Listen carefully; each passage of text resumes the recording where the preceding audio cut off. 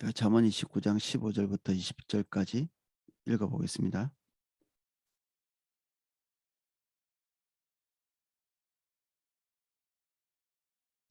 채찍과 꾸지람이 지혜를 주거늘 임의로 행하게 버려둔 자식은 어미를 욕되게 하느니라.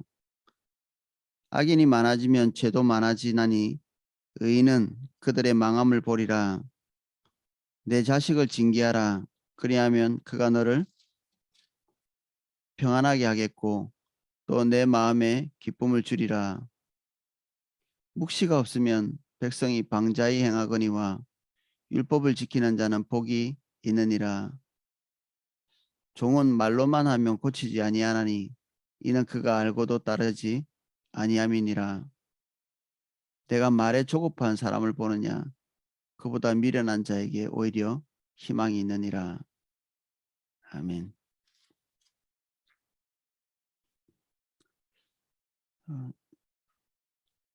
15절입니다. 한 절씩 내용을 살펴보겠습니다. 채찍과 꾸지람이 지혜를 주거늘 임의로 행하게 버려둔 자식은 어미를 욕되게 하느니라. 채찍은 물리력이죠. 그 아이를 훈육할 때 어떤 규정을 세울 뿐 아니라 물리력을 행사해서 어떤 나쁜 행동을 하지 못하도록 만드는.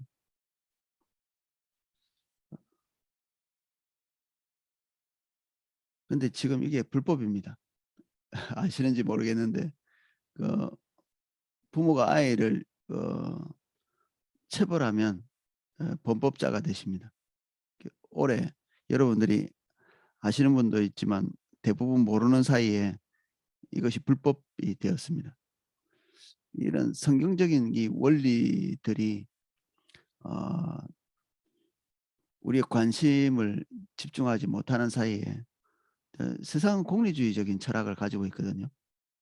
많은 사람들이 옳다고 생각하면 이제 그 방향을 결정하죠. 그리고 궁극적으로 이렇게 어, 악한 것, 쾌락이 아닌 반대의 경향성들을 이게 사회 가운데서 추방하려고 하는 그런 경향이 있습니다. 이게 우리가 지금 어, 절대적인 기준이 없는 사회이기 때문에 서로 상대적인 기준들, 그리고 할 수 있는 한 우리에게서 고통이 사라지게 하는 이런 방향으로 사회적인 이 약속들이 가게 돼 있죠. 그래서 할 수 있는 한 눈에서 보이는 모든 종류의 고통들이 사라지도록 이 방향이 그렇습니다. 그래서 사형제도도 폐지되고, 이런 가정 안에까지 이제 이것이 들어와서 가정 안에서 어, 부모가 자녀를 체벌하는 이런 일들이 이제 불법이 됐죠. 이 우리가 절대적인 것을 잃어버렸기 때문에 이제 점점 이렇게 옥죄어 오고, 이제 사람들은 이제 체벌에서 벗어나서 이게 좋아질 것 같은데, 이제 체벌 당하는 건 하나님의 말씀이 체벌 당하겠죠. 이 성경적인 원리들이 체벌 당하고, 이제 궁극적으로는 하나님이 체벌 당하시겠죠. 우리 인간의 삶에서 좀 나가 주십시오 하는 이런 목소리들이 이제 커지는 것입니다. 앞으로도 얼만큼 더 이 인간들끼리의 이 약속이 그 하나님의 절대 기준을 어, 그 사회에서 내쫓게 될지 모르죠. 그런 의미에서 우리가 1년에 10,000개가 넘는 법들이 생기거나 없어진다고 합니다. 10,000개. 제가 기억하기로는 10,000개보다 더 많은 법들이 그렇습니다. 우리는 그 법들이 어떻게 없어지는지, 무엇이 생겼다고 무엇이 없어지는지 우리 거의 모릅니다. 이게 조금 이렇게 마음을 들여서 한번 찾아보시면 제가 말한 숫자보다 월등히 많은 법들이 생겼다가 없어지는 것을 아실 겁니다. 이게 뭐 믿고 맡기는 사이에 우리는 우리가 범법자가 되고, 또 우리가 하는 행동이 이렇게 세상에 의해서 정죄받고 있다는 것을 보게 됩니다. 그런데 이렇게 체벌과 그 채찍구질함 이런 것들이 없을 때 그 자식을 통해서 여기는 특별히 이렇게 아버지에 대해서 말하지 않고 그 어미를 욕되게 한다. 어머니를 욕되게 한다. 이렇게 했는데 어 어머니가 하기 쉬운 실수, 이렇게 체벌을 차마 하지 못하는, 그리고 꾸지람을 차마 하지 못하는, 그래서 그 결과는 이제 우리 아이들이 곱게 귀하게 그리고 인격적으로 크는 것이 아니라 그 반대적인 것이죠. 그 어떤 형태로든지 아 우리가 그런 것들을 게을리할 때 우리의 자녀들이 올바로 성장하지 못하죠. 제2의 압살롬, 이 섭섭한 것이 없이 키운 그 자녀의 대명사가 압살롬 그리고 아도니아, 이 둘은 그 아버지의 권위에 대항하다 목숨을 잃죠. 그 그가 원하는 것을 쟁취하기 위해서 어 분투하고 그가 원하는 것을 얻기 위해서 이렇게 애쓰다가 사람들에 의해서 죽임당하는,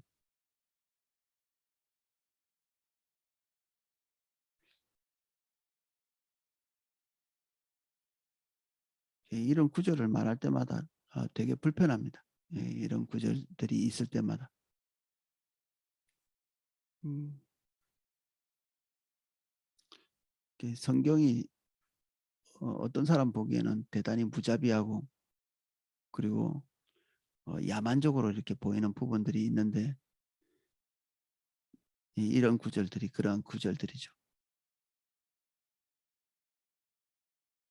그리고 아마 교육계에 종사하시는 분들 중에 이런 것 없이 소기의 성과를 거두신 분들은 성경 안에 있는 이런 구절들에 대해서 더 의문을 품는 분들도 뭐 있을 것 같아요.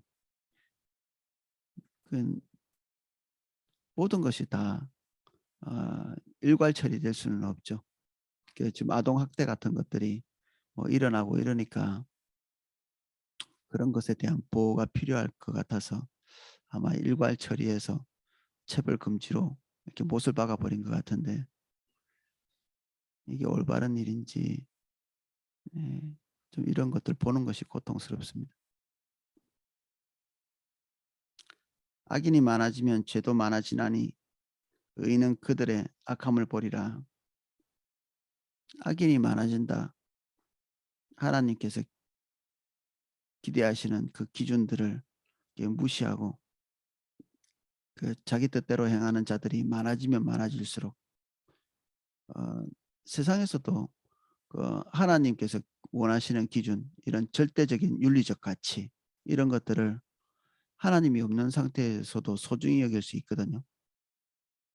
그 교회가 온전한 목소리를 발휘하고 그리고 그리스도인들이 하나님의 가치로 살아가는, 그리고 또 기도하는 한 믿지 않는 세계에서도 하나님에 대한 인식을 하지 못하는 가운데서도 절대적인 윤리, 절대적인 진리에 대한 인식이 그 사회를 딱 이렇게 지배하게 될 텐데 뭐 그런 것들이 이게 해제되고 나면 교회가 교회의 역할을 하지 못하고 그리스도인들이 기도하지 않고 자기의 삶에 초점 맞추고 갈 때, 그리고 한 사회를 포기할 때 악인은 증가하게 되죠. 제멋대로 사는 삶을 올바로 여기는, 그리고 공리주의, 여러 번 설명했던 그 공리주의에 대한 가치관에 따라서 사회가 가는 것에 가속도가 붙을 때 예, 우리는 우리가 기대하고 있는 그리고 상식이라고 생각했던 이 절대 가치들은 서서히 이 상대주의에 밀려나게 될 것입니다.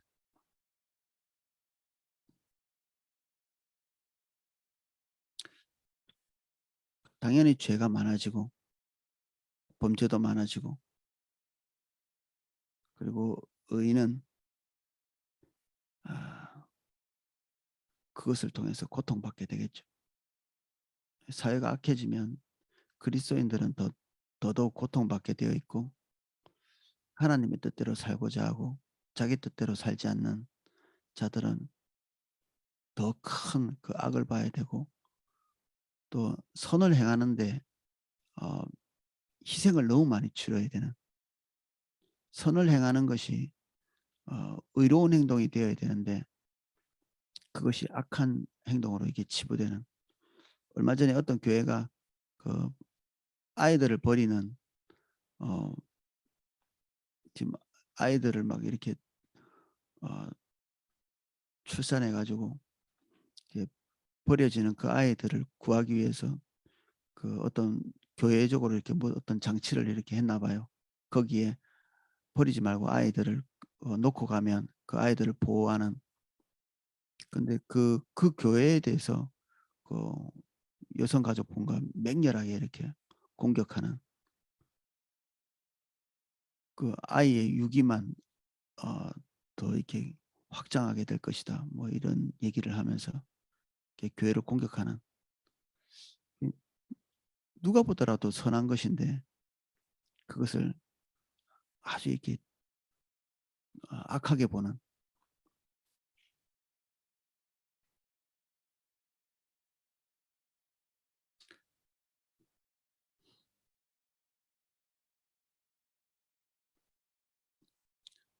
어떤 면에서는 이제 그 사회에 대해서 희망을 갖고 싶지 않은데, 성경은 그래도 어 악인의 망함을 볼 것이다, 하나님의 공의로움이 계속해서 이길 것이다, 승리할 것이다라는 뉘앙스를 맨 뒤에 써 놓고 있습니다.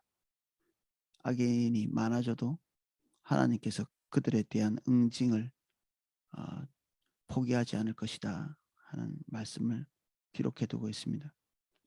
이게 주님 보는 거죠. 주님 보지 않으면 우리가 어둠이 더 커지는 것을 보고 그리스도인들이 낙심하기 쉬울 것 같아요. 다시 주님 보면 우리 마음 안에 하나님의 크심, 그리고 거룩하심, 그리고 완전하심을 우리가 더 기대하면서 설 수 있겠죠. 저도 주님 볼 때, 예배할 때, 기도할 때 이런 시간에 그 절망적인 것들이 이렇게 사라지고 다시 뚜렷이 이렇게 마음에서 힘이 솟는 것을 느낍니다. 내 자식을 징계하라. 그리하면 그가 너를 평안하게 하겠고 내 마음에 기쁨을 주리라. 그 좀 우리 부모님으로부터 저도 많이 맞으면서 이렇게 컸던 것 같은데, 이 말을 잘 안 들은 거죠. 뭐 보면.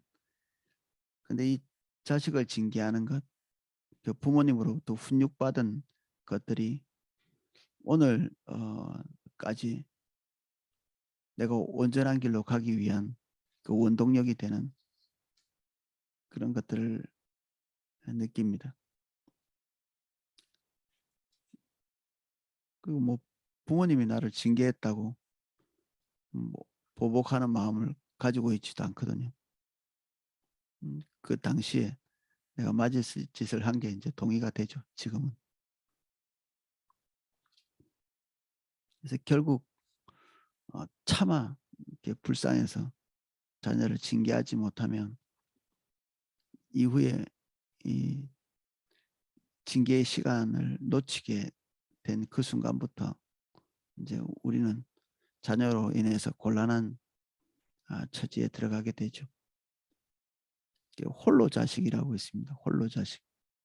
우리는 이걸 욕으로 사용하는데 홀로 자식이 홀로 자식에서 나왔거든요. 아버지 없이 키운, 그 어머니 혼자 키운 아이.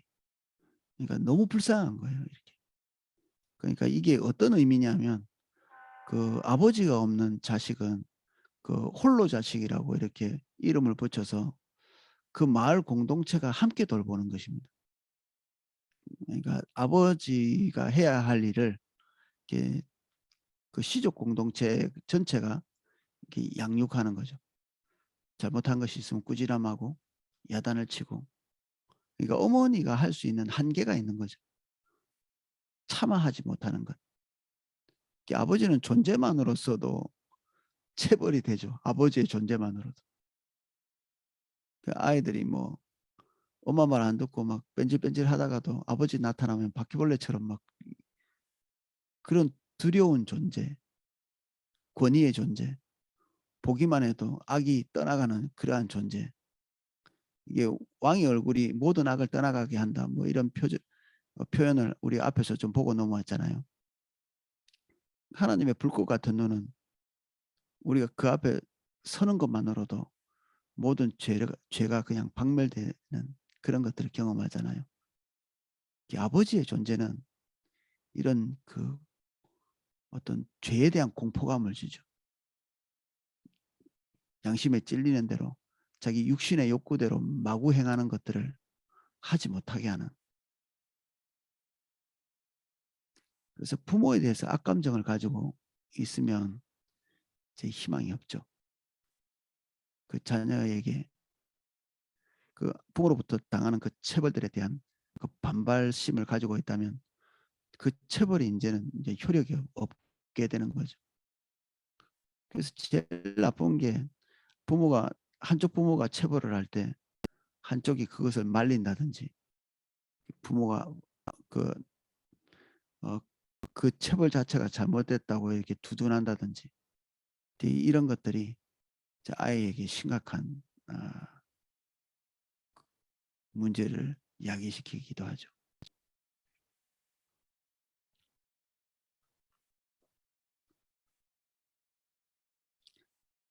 18절 묵시가 없으면 백성이 방자히 행하거니와 율법을 지키는 자는 복이 있느니라. 묵시가 없다. 묵시는 선지자를 통해서 선포되는 하나님의 말씀을 주로 얘기합니다. 이 묵시라는 것이.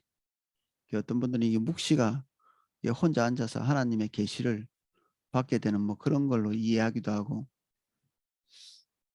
근데 이게 가장 직관적으로 말하는 것은 제가 말씀드린 대로 하나님의 율법이 선포되는 것을 얘기하고요. 백성이 그것을 모르기 때문에 문제가 생기는 것이 아니라 그것이 하나님의 말씀임을 알면서 소홀히 여기는 것입니다. 하나님의 말씀을 몰라서가 아니라 하나님의 말씀을 소홀하게 여기는 거죠. 이게 부모의 말씀을 소홀하게 여기는 것과 대단히 이게 연관성이 있죠. 그래서 가정 안에서 부모의 말을 사사롭게 여기는 이런 것이 습관되어 있는 자녀는 하나님의 말씀도 사사롭게 여기겠죠. 가볍게 여기는. 별다리 중요하게 생각하지 않는. 그래서 방자히 행한다.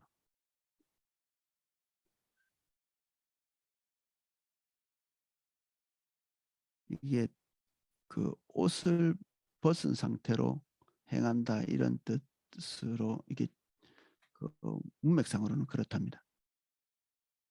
옷을 벗는다. 부끄럽고 수치를 당하는 그런 상태로 들어가는 이게 스스로 방자에 행한다는 뜻처럼 이렇게 보이지만 이게 더 직관적으로 보면 그 표면상으로 보면 이것이 이스라엘 백성들이 그 이방으로 끌려갈 때 완전히 그 옷이 벗겨진 상태에서 짐승처럼 이렇게 끌려갔거든요. 옷은 뭘 상징하나요? 우리 몸을 보호하고 뭐 이런 것도 있지만 옷은 근본적으로는 우리의 지위를 말하죠. 우리가 하나님께서 우리에게 의복을 입혀주셨잖아요. 범죄할 때. 인간이 가지고 있는 그 영광, 영화 이런 것으로 옷을 입었었거든요. 인간은. 그냥 죄 없을 때는 뻘거벗고 살은 게 아니라 하나님의 영광을 입고 살았던 것입니다. 모세가 하나님의 산에 올라갔다 와서 그 얼굴에 하나님의 영광이 빛나고 있었거든요. 모세보다 월등히 하나님과 가까이 지냈던 이 아담이 하나님을 직면하고 살았던 그런 시점에서는 인간이 옷을 벗고 살은 게 아니라 그 눈에 보이는 그 의복을 입은 게 아니라 눈에 보이지 않는 영광의 옷을 입었던 것이죠. 하나님의 광채를 입은 것입니다. 그래서 사람을 보는 순간에 모든 피조물들이 인간에게서 하나님의 영광을 보니까 그 앞에 굴복하고 무릎 꿇고 순종하고, 이 땅과 피조물조차도, 이 뇌가 없는 존재들조차도 인간의 권위 앞에 무릎을 꿇는, 인간은 그런 존재였죠.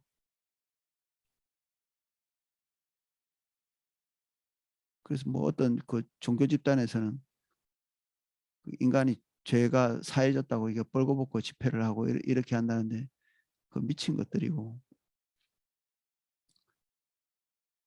우리가 옷을 입지 않고 살았다는 것은 눈에 보이는 가시적인 그런 옷이 필요 없을 만큼 인간에게 그런 영광스러운 옷이 입혀져 있었던 것인데, 죄로 말미암아 그 영광의 옷이 벗겨진 거죠.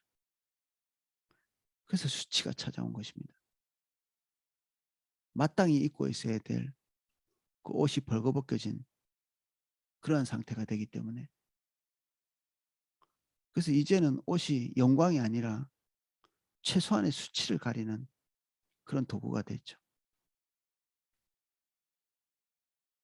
그런 수치를 기본적으로 가리는 것은 하나님께서 그래도 타락한 인간, 하나님의 실존을 잃어버린 인간임에도 불구하고 그 아직도 남아있는 그 하나님, 하나님의 형상으로서의 존엄을 지켜주시고자 하신 거죠. 하나님이 지금도 여전히 하나님은 타락한 인간의 아주 이게 기본적인 존엄들을 지켜주려고 하시죠.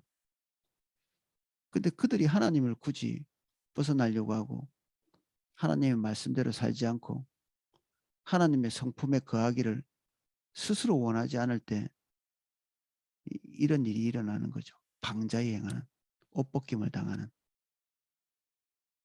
이스라엘 백성처럼 벌거벗은 상태에서 이방으로 끌려가는, 그가 하나님으로부터 받았던 모든 종류의 권한들을 박탈당한 상태에서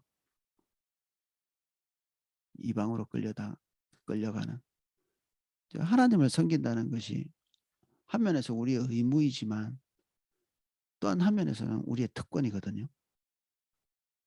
근데 그 특권 자체가 이스라엘 백성에게는 박탈되어 있었습니다. 무려 70년 동안. 그들은 하나님을 섬기려고 해도 섬길 수 없는 상태가 됐죠. 이방에 끌려가서 우상을, 그들이 그렇게 숭배하기를 원했던 우상을 어떻게 보면은 한번 그래 우상 실컷 섬겨봐. 그래서 이스라엘 백성들이 부른 노래를 보면 내가 시온에서 불렀던 노래를 그들이 노래 한번 불러봐. 시온에서 불렀던 노래를 한번 불러봐. 우리 같으면 이런 것입니다. 찬송가 한번 불러봐. 뭐 이런 거죠. 제가 군대 가서 그런 걸 좀 당했는데 군대에서 이렇게 제가 유행가를 하나도 몰랐던 거예요. 노래를 하라고 이렇게 했는데 유행가를 별로 불러본 적이 없어가지고 유행가를 모르니까 그 고참이 저보고 그러더라고요. 찬송가 불러봐 이렇게 얘기하는 거예요. 전도를 하기 위해서 찬송가를 믿지 않는 사람 앞에서 부르는 게 아니라 그들의 오락거리로 우리는 하나님께만 드리던 그 노래를 그들이 지금 귀에 즐겁겠다고 귀에 그 찬송가를 불러봐 이렇게 얘기하는, 이 이스라엘 백성들이 당한 그 일이 그 일이죠. 말로 다 할 수 없이 소중한 가치인 하나님께 우리의 최고의 어떤 예배의 형태인 찬양을 불러드리는 그것이 그들 귀에 오락거리로 이렇게 불려져야 되는 상태가 되어진 거죠. 이런 시점이 언제 오느냐? 우리가 다들 스스로 하나님의 말씀을 그 벗어나 우리가 원하는 길로 갈 때 하나님의 훈육이 우리에게 주어지고 있지만 우리가 결단하고 우리의 뜻을 관철하려고 할 때 이게 어느 시점이 되면 더 이상 하나님께서 우리에게 훈육의 어떤 기회들을 주시지 않을 때가 있죠. 또 하나님이 말씀하셔도 들을 수 없는 우리의 인성이 될 때가 있습니다. 우리가 화인 맞았다, 이게 불화살을 맞았다 이런 표현을 쓰는데 우리의 양심 자체가 더 이상 하나님의 말씀을 말씀으로 여기지 못하는 그런 시점이 옵니다. 우리가 반복해서 하나님의 말씀을 무시해 갈 때 그렇습니다. 무디어지는 거죠. 아무렇지도 않게 되는.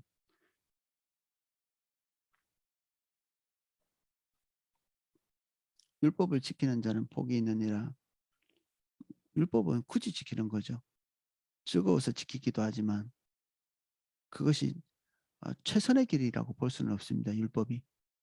율법이 없이 살아가던 시대가 있었습니다. 아담과 하와에게는 율법이 없었습니다.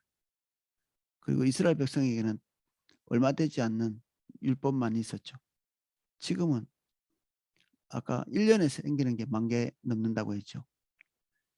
아, 인간의 인성이 하나님으로 인해서 하나님의 성품으로 채워져 있을 때 율법 같은 건 필요하지도 않습니다. 우리는 무엇을 하든지 하나님께서 기대하시는 기대를 따라 선택하고 행동할 것이기 때문에 율법 같은 게 필요도 없죠. 무엇을 하든지 그 이상 하게 될 거니까. 율법은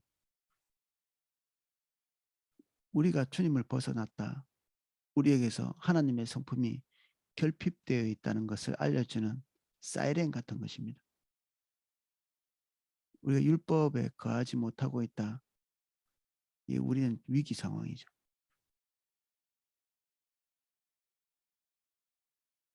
그래서 율법이 없으면 이 사이렌 자체가 없어지는 것입니다. 세상은 이 사이렌을 없애려고 합니다. 위기야, 위험해. 우리가 올바르지 않은 길로 가고 있어. 이런 것들을 점검하는 이 센서를 마비시키는 거죠. 그 다음에 될 일은 도둑놈이 들어와서 우리의 모든 것을 훔쳐가는 거죠. 사단이 와서 우리의 모든 것을 훔쳐가는 것입니다.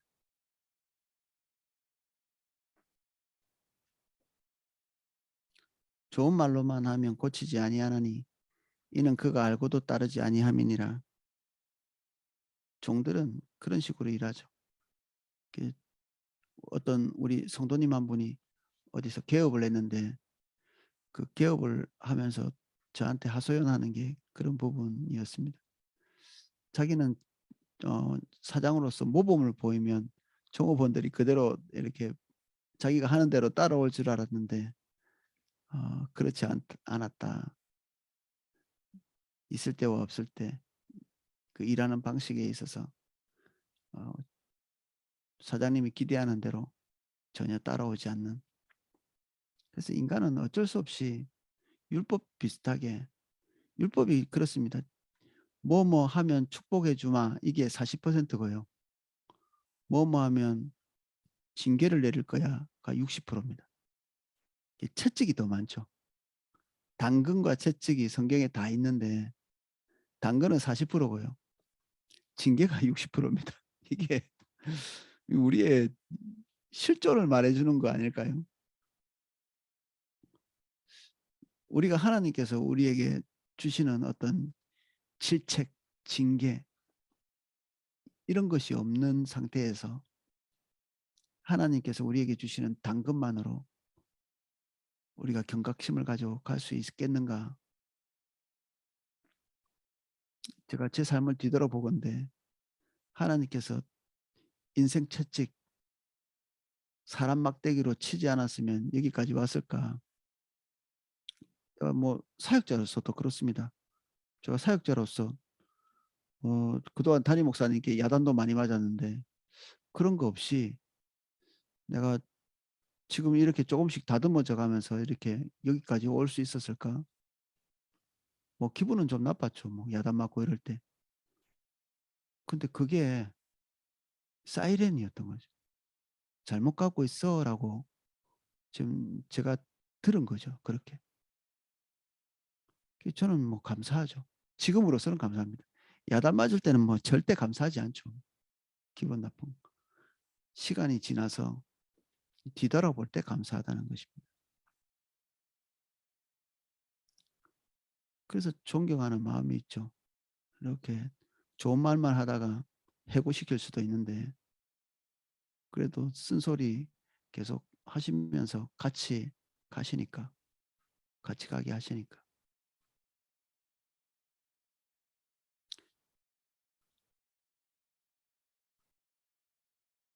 인간은 인간에 대해서 부정적 평가를 하는 것을 싫어합니다.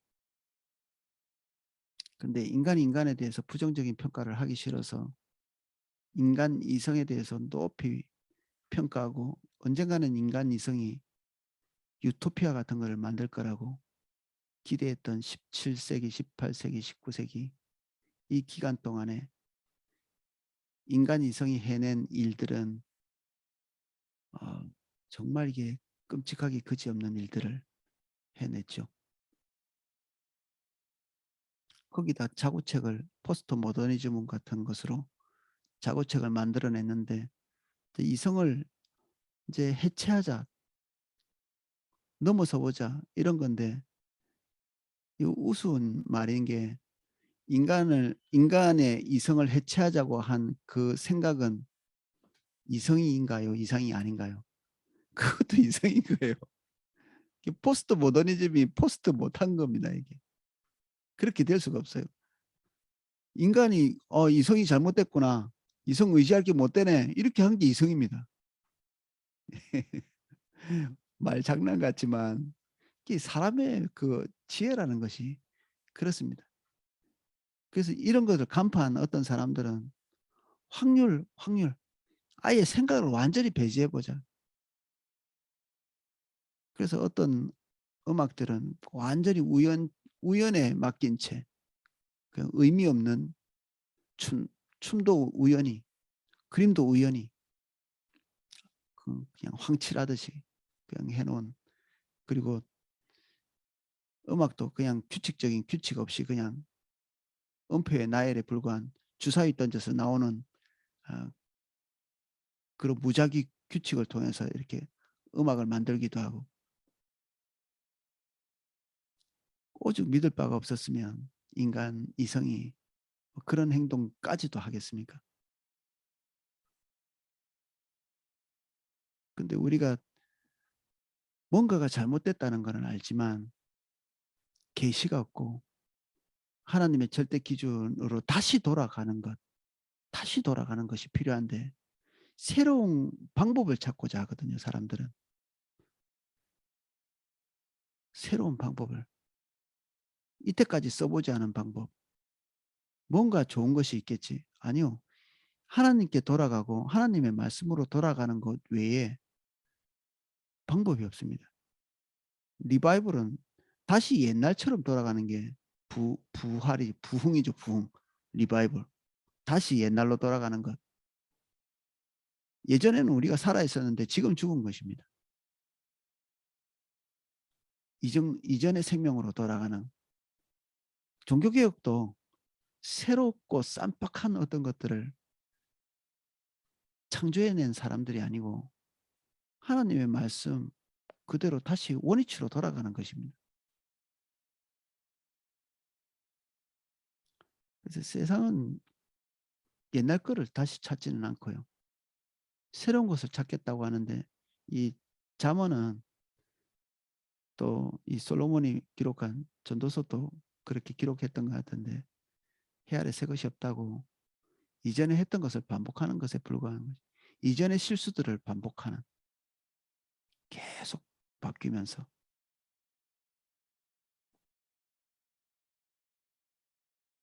그래서 우리는 변하지 않는 진리를 계속 말하는 사람이어야 합니다.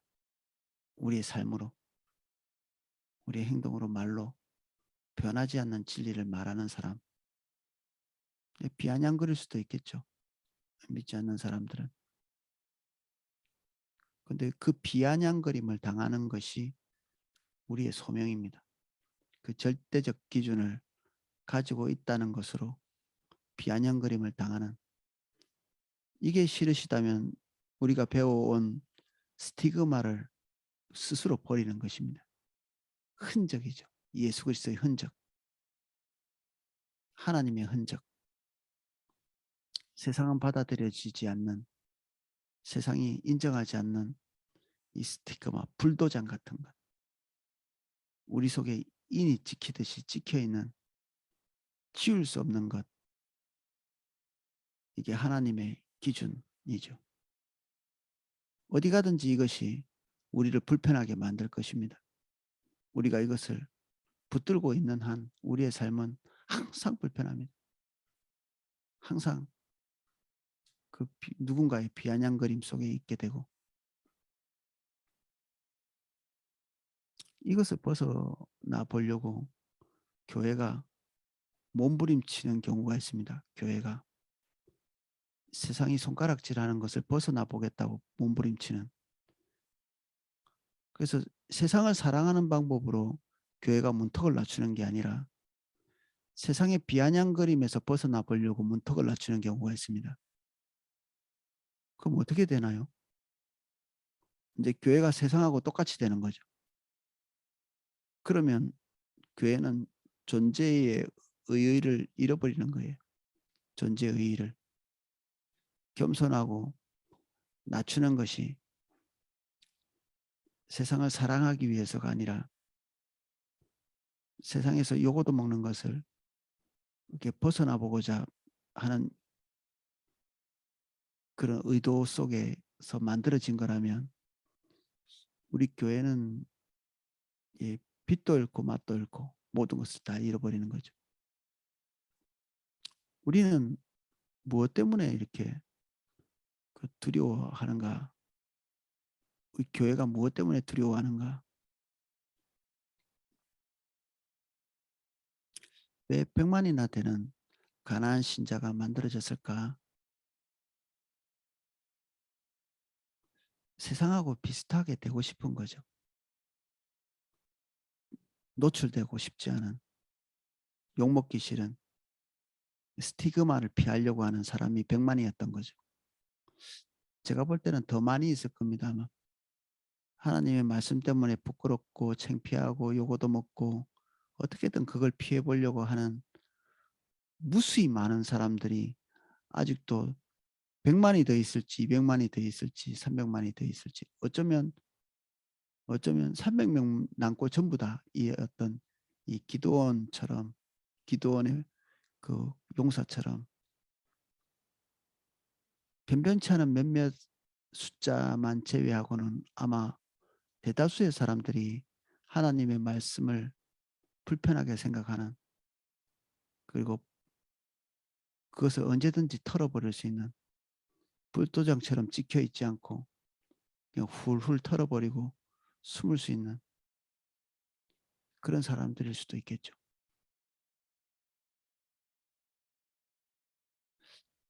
자기 자신에게 물어야 합니다. 이것은 뭐 누군가의 시선을 만족시키는 게 아니라 하나님의 말씀은 나에게 어떤 의미인가? 여기에 방자히 행하는 사람들처럼 대수롭지 않은 어떤 것인가?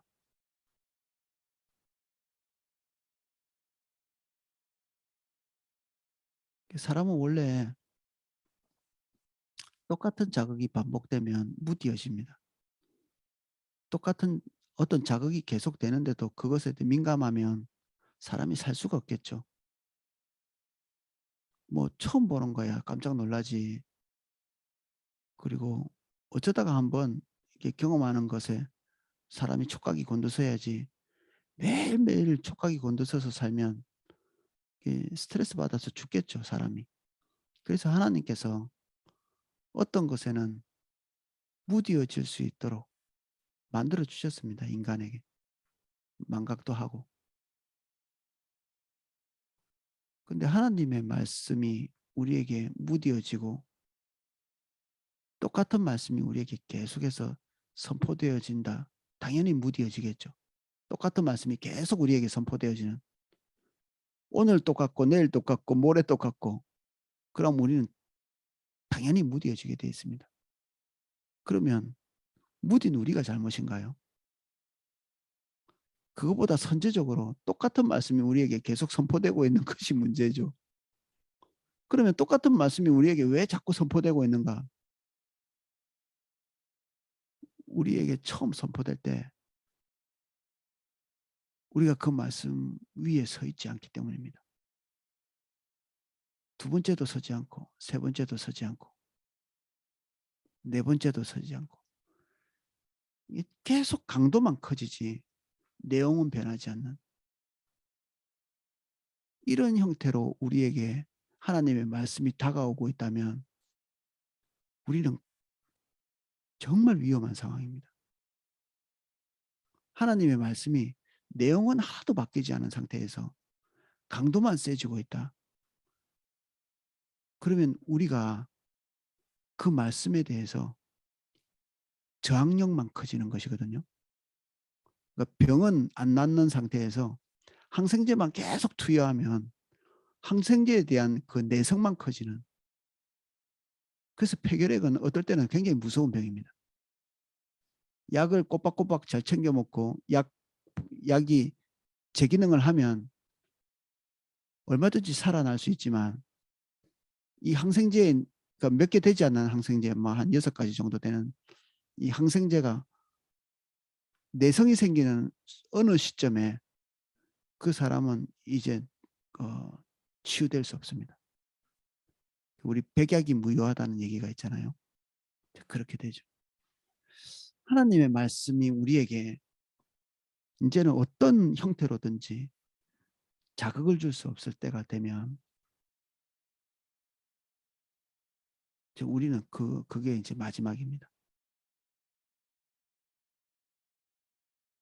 하나님의 말씀이 더 이상 자극이 되지 않는, 긍정적인 것은 무엇이냐? 하나님의 미세한 말씀에도 내 마음이 찔림을 겪고 아픔을 겪는 것입니다. 살같이 된다는 표현을 많이, 아주 이렇게 예민한 부분에 살짝 닿는, 그래도 깜짝 놀라는, 원수의 옷자락을 살짝 뵌 것만으로도 올바르지 않음을 스스로 인식하게 되는,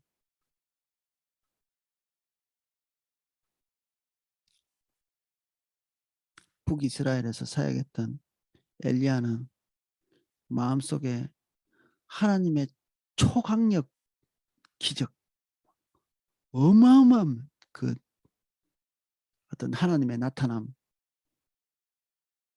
이것들을 얼마나 간절히 바랬겠습니까? 그 바람대로 엄청난 이적들이 나타났죠. 근데 왜 엘리야는 무너졌느냐?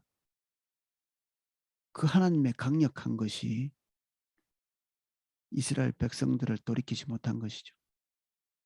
아합을 돌이키지 못하고 이세벨을 돌이키지 못했던.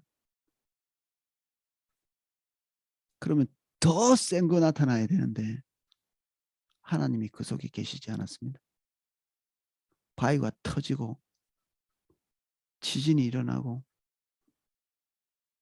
화염 같은 불꽃이 타오르는 그런 기적 속에 하나님의 음성이 없었고, 세미한 바람 속에 집중해서 듣지 않으면, 마음을 다해서 듣지 않으면 들리지 않는 그 음성 속에 하나님의 메시지가 있어서 그 메시지가 하나님의 일을 세워가게 됐죠.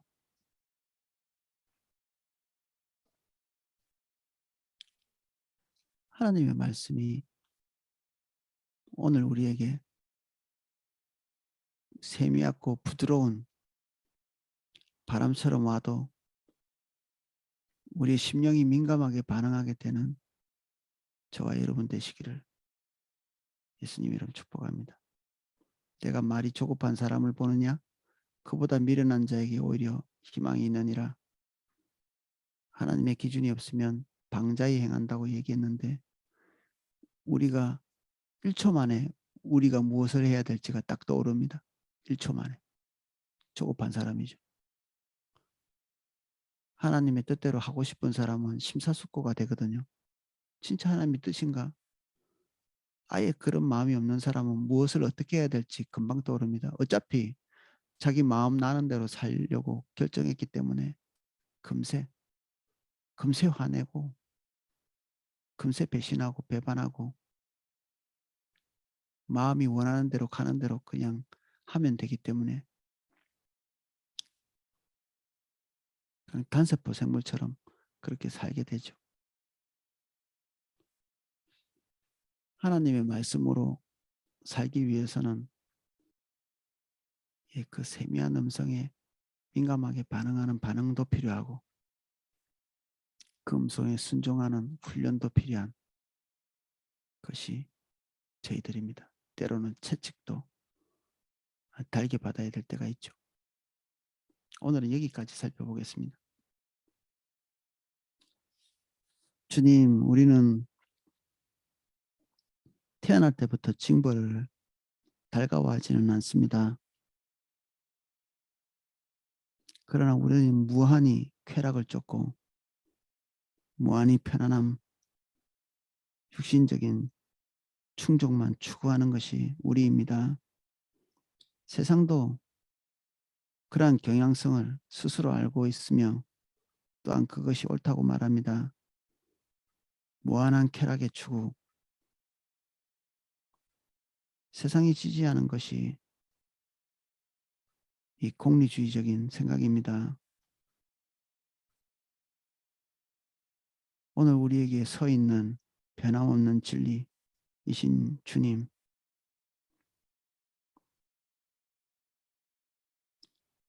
아무도 절대적인 것에 대해서 인정하지 않지만 오늘 우리가 이 절대적인 하나님의 말씀 앞에 우리의 영혼을 세웁니다.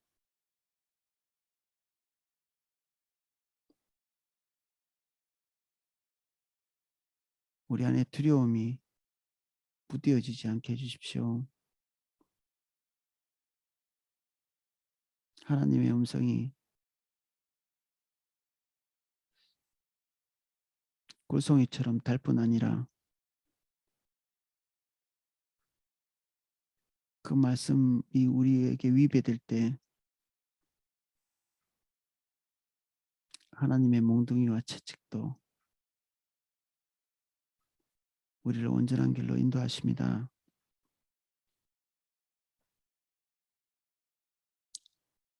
그것이 어떠한 것이든 우리가 주님 붙들 수 있다면 그 모든 것들 수용하고 받아들입니다.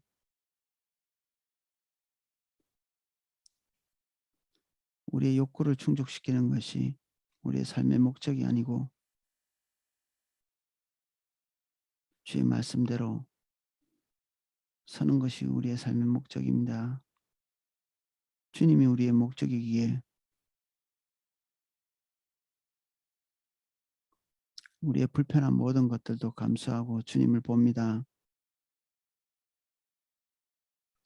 스티그마를 벗어나지 않도록 도와주십시오. 불도장같이 우리 영혼에 지키게 해주십시오.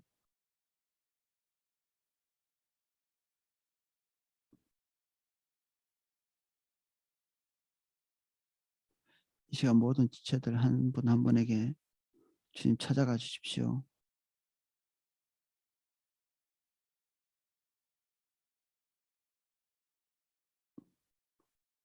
예수님 이름으로 기도합니다. 아멘.